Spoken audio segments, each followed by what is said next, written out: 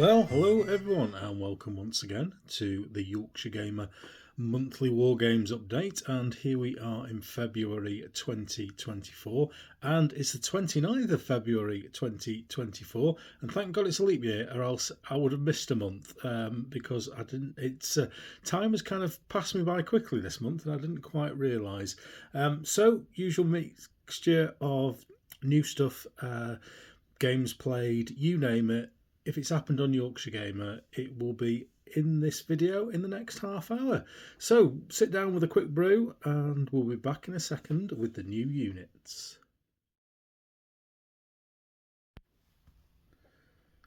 As always, we're starting with the twerk in progress from last month, and if you remember, I had these Gendarmes on the go from Wargames Foundry.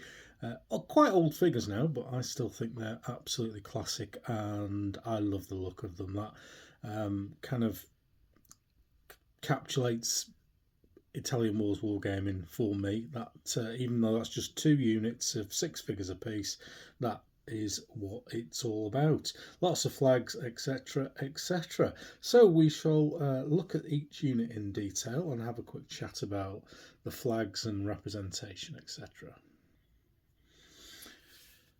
So here we go with Unit 1, and this is, if you can't already guess, it's a papal unit, and the flags come from Flags of War from my mate Ian as usual, and it's actually a British bishop from, I think, around the Hotspur type era, but absolutely ideal for a generic papal gendarme unit. So I've used them, and as always, I have used the colours in the flag as a cue for the colours of the troopers, or whatever you want to call them.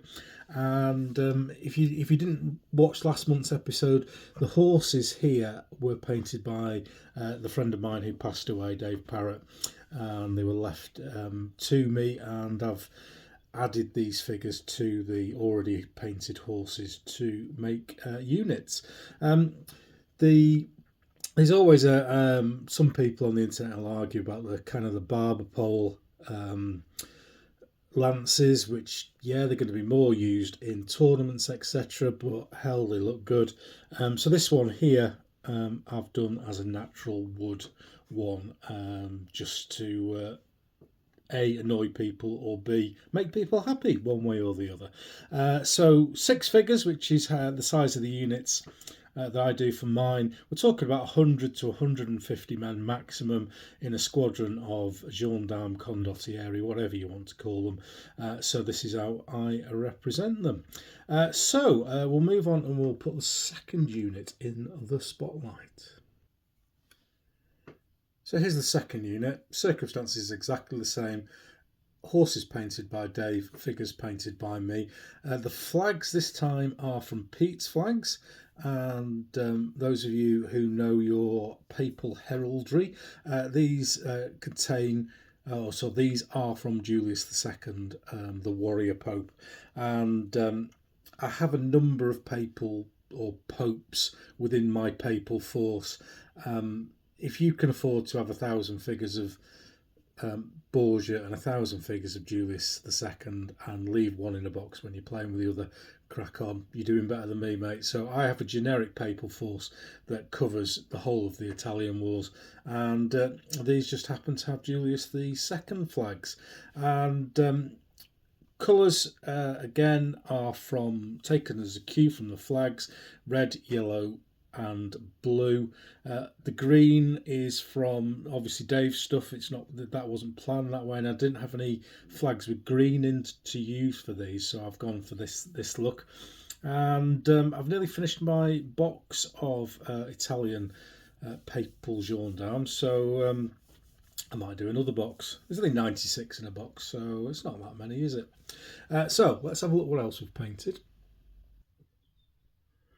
So here we have, firstly, apologies, my Naval mats are at the Wargames Club, and I'm in the process of repairing this, as you can see from little dinks and nicks it took at the last show it went to, so apologies for the background.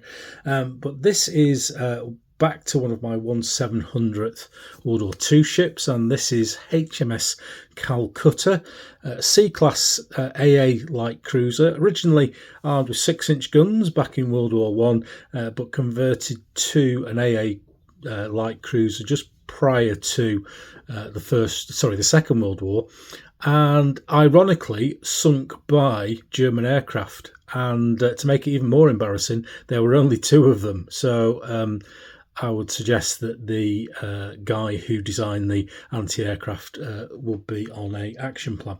But there we go. So usual base, big base. This is the base I use for cruisers for World War II. Set size that fits in, so all ships of the same class have the same footprint, basically. So light and heavy cruisers go on this particular size of ship.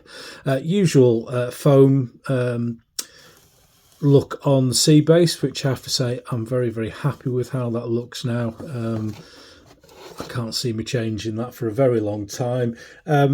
Camo scheme from Mediterranean 1941, and some mild or subtle weathering with AK interactive washes and panel liners, etc.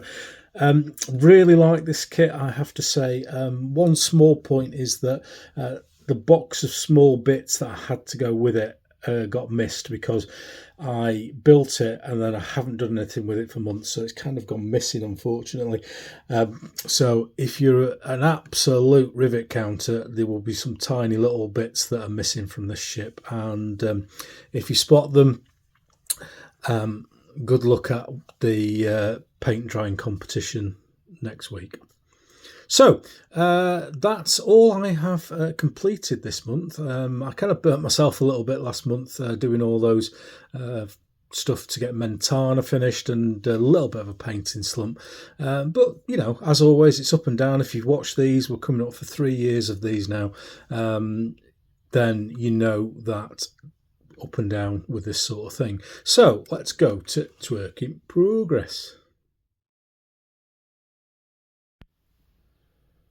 So here is work in progress, and this is going to be a pike and shot unit, or a pike block with sleeves of shot, however you want to describe it, for the Italian wars. And this is going to be the Italian Bande Nera of Giovanni de' Medici, and figures are the Perry's plastic mercenary box set, as always, and I have gone for a muted palette with this. The descriptions of the unit describe them as being dressed in muted colours following the death of their commander, and I've gone for my interpretation of that particular look. So I'll just move the box out of the way, and we can concentrate a little bit more on the figures. So this is a completed base. I've done this. I painted one figure, the guy with the flag, as a bit of a tester, and then moved in and did the other one, or the other ones. And I really like how these have come out, actually. Normally with Italian wars I'm looking at really bright colours, and the flag from Pete's Flags is absolutely superb, really sets the units off nicely. Faces have come out really nice as well. And just looking through on the back there, things like, you know, just the darkening or the muting of the stripes, the red stripes on the trousers, just add to the overall look of the unit, I find. And just one final twirl, Anthea. So yeah, that is one base. For those of you who like that sort of thing, this is on a 60 by 50 base, and there will be 4 bases like this and 2 more bases with extended fronts with Pike on. So at the moment, this is where I am. I have got a group of 6, sorry, a bit of focus issues there, group of 8 on the go, and what I will do is I will tend to paint a base at a time. So where that might be 6 or 8. 4's a little bit low, so I'll probably, you know, if the bases are 4, I'll probably do 2 bases at the time. So 6 to 8 figures, and I will go through each of the figures randomly, add in one of the main colours. So there's a dark red which also substitutes for leather with a different wash, and buff stroke ochre, and green and black. So these here are really just being blocked in at the moment. I've got as you can see, there's various areas that haven't been painted as the main part of the uniform. I'll then paint the pikes and the belts, the flesh, and then I will go around and I'll do the little detailing with any emblems and or stripes. So that will be, as I say, a 48 figure Pike block with 16 figure shot, and that could be all I do this month, to be fair. And if we just use shaky cam for a short while and have a look in the box, we can see the rest of the figures and the rest of the flags from the unit. So there we go. Let's have a look what we've bought. How much? How much? I haven't gone mad, honestly. This is what I've bought. This is a gaming mat. Well, it's not just one gaming mat, it's 3 gaming mats. And these are from Deep Cut Studio, who are what I've used for this sort of thing in the past quite a lot. And these are called Aerial Desert. And if you look underneath, I've had that desert mat for quite a while. It's 12 by 6 and it's fantastic, served its purpose well. I just wanted another 12 by 6 desert, so I bought these. Doesn't match particularly well, but there we go. Needs must when the devil drives when you're covering a 24-foot table.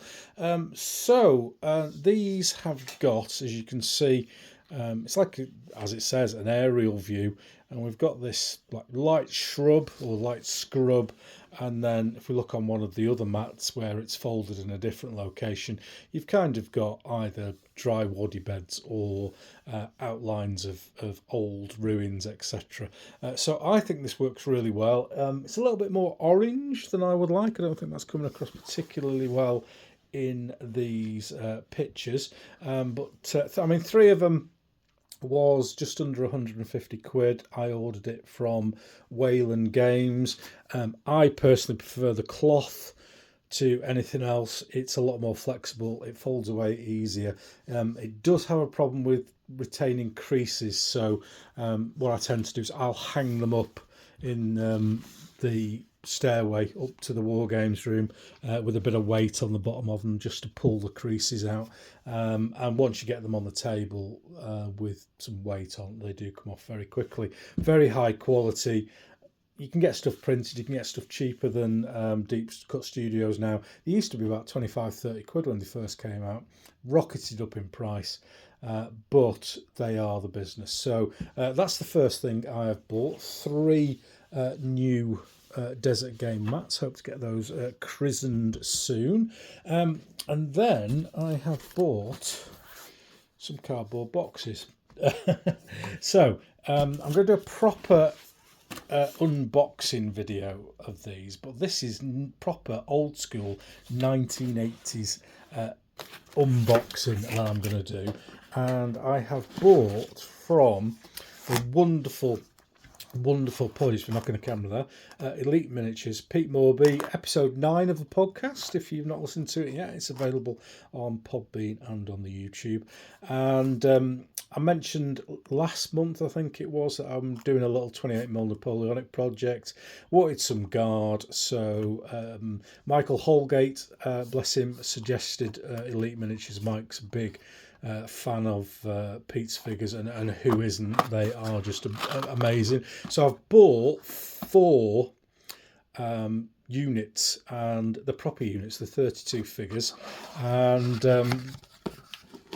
this is my first ever Elite Miniatures, and I'm so excited. And these are how they come, nicely packed up in a unit of 32, and these are Fusilier chasseurs or Fusilier of the Guard, and I am so looking forward to painting these.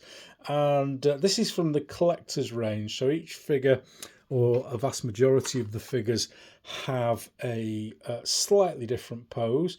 They're in that classic old school Elite Miniatures look. You know, this is how Pete Morby does his sculpting, so I'm not expecting them to look any different, but these give a proper really nice old school look with 32 figures in a unit. You're not mucking about either.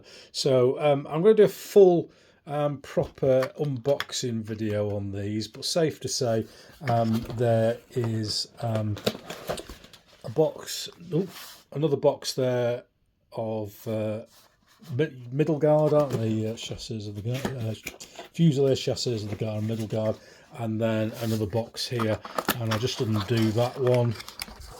This will be Voltigeurs or Tyroleurs of the Guard.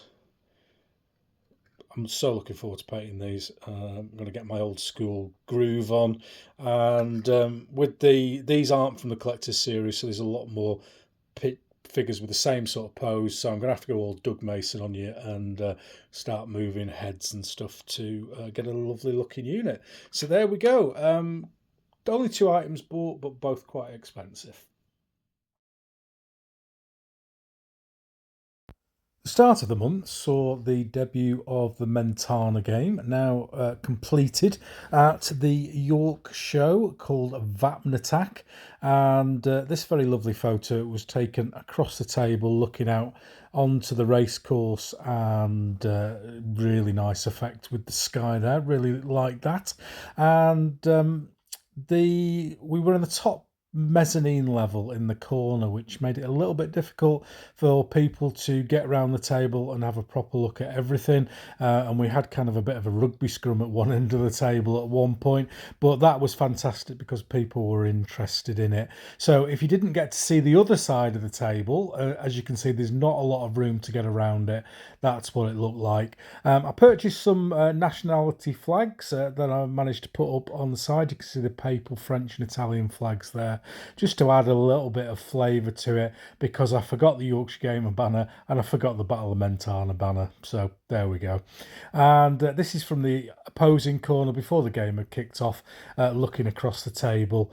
And as you can see there's not a lot of room for people to get around. But we had a great day. Nevertheless, thank you very much to the York Club for inviting us to come along. We very much enjoyed our day over at York. At the club, I've been going every week recently, and my word, and we've been resurrecting our World War One naval campaign, which got diverted or halted due to COVID 2-3 years ago now, that isn't it? And we're on the third game, which is recreating the raid on Scarborough, and the German battle cruisers were under attack, from quite a heavy attack from a British light force, which eventually they saw off. There are some British battle cruisers on the table, but there's only 4 of them, and 5 German battle cruisers and 1 German armoured cruiser. So, still ongoing that game. Very good fun. Here we go once again with the scores on the doors, and some interesting movements this month, I have to say. And I have to say, when I look back at some of my old videos, it's really amazing to see how many more people are following Yorkshire Gamer. So once again, thank you, wherever and whatever formats you follow me on. So Facebook is up 29 to 2498, nearly 2500, very nice. Twitter's still climbing, still a great platform. If you've come off, I beg you, come back. You can block everyone you don't want to listen to, and I think it's still the best platform for short form wargaming stuff. Insta up 3. My bubble has burst, and YouTube's up 38. about the same as always, that, but steady growth. I'm more than happy. I'm happy with up one, because that's one more person on board. Podcasts up 4, and again, that's just Podbean. People follow me in other places. Facebook group, big jump on there, up 128. Ken Hanning, good old Ken, if you're listening, mate. Hope you're keeping well. Up in Perthshire, put some pictures on of his absolutely wonderful games room up in Perthshire in Scotland, and loads of people. It's got a bit viral, actually. It's up to about 1,500 likes at the moment, and all well deserved, because Ken has an amazing setup there, and it's great to see everyone else appreciating what Ken has worked hard to get. So podcast downloads are 3232. Still having problems organising some, and a lot of them are being put back and put back, but I will expect at least one in March, as a prelude to my Jutland game at Salute, and then I've got other stuff lined up, and I can't give any announcements because I'm juggling and trying to fit everyone in, and then I don't like putting podcasts out with less than a 2-week gap between them. I think it ruins the previous one, and not as many people listen to it. So we'll get there. Simple as that. And then Blue Sky, up 18 to 225. Lots of interaction on Blue Sky. Lots of Wargames on there. Do like it. It's a slow build, and when you look at Twitter with nearly 3,000 to 225, it's taken a long time to get back up there, but there's some great interaction on there, some great names from the Wargames hobby on there as well. So if you're not happy with it, to give it a go, but Twitter for me, place to be.